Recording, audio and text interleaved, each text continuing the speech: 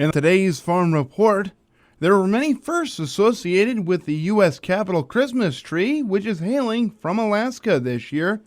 USDA's Rod Bain has more. That's the sound of the semi-truck carrying the 2015 U.S. Capitol Christmas tree to the Capitol grounds in Washington, D.C. The tree arrived November 20th, and from now until December 2nd will be decorated for its grand lighting ceremony. I look forward to actually the tree lighting because you never know quite how brilliant it's going to be. Ted Betchel is the superintendent of the U.S. Capitol grounds and oversees the installation of the Capitol Christmas tree every year. And for 2015, there are several firsts associated with the tree. It is a 74-foot Lutz spruce, which is a naturally occurring hybrid of a white and Sitka spruce. And as Terry Marceron of the U.S. Forest Service also points out, this is the first time this particular species of conifer is honored as the Capitol Christmas tree.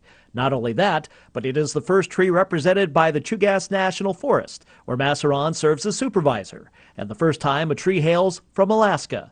Mandy Vilwalk is a Forest Service natural resource specialist in Alaska, among those who scouted the candidate trees and was responsible for the selected tree's health during its long journey. It's definitely a symbol, and for me it's a symbol of Alaskan pride, but also it's brought a lot of people together along the trip. There's a lot of enthusiasm, especially among the children along the way. That has been probably the most rewarding part of this entire experience.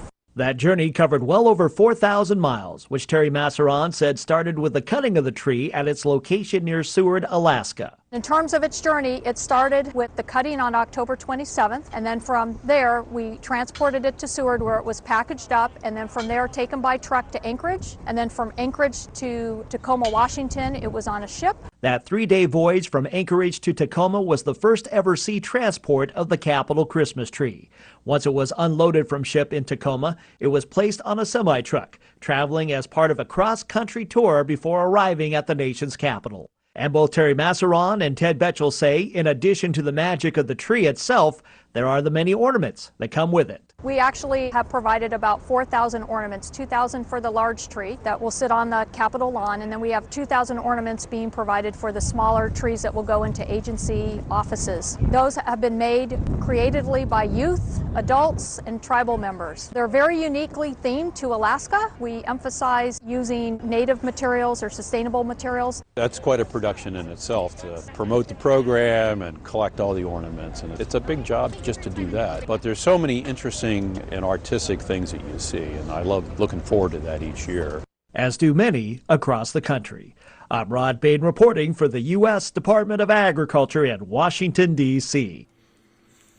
Another month of low placements into cattle feedlots and low marketings out of them. Friday's USDA Cattle on Feed report showing October feedlot placements down 4% from a year ago, marketings down 3% and the lowest in at least 19 years. USDA livestock analyst Shayle Shagam gave us a couple of reasons for those low numbers. Returns for feedlot operators have been very, very poor.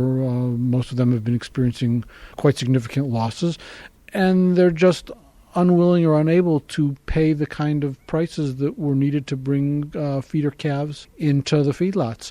Conversely, cow-calf operators or backgrounders, those who are holding the cattle on grass prior to placement, had sufficient supplies of forage and were not in a very large hurry, apparently, to sell those cattle to the feedlot operators at lower prices. And fed steers this week are averaging $123 a hundredweight. A year ago at this time, prices were in the 160s. Gary Crawford for the U.S. Department of Agriculture, Washington.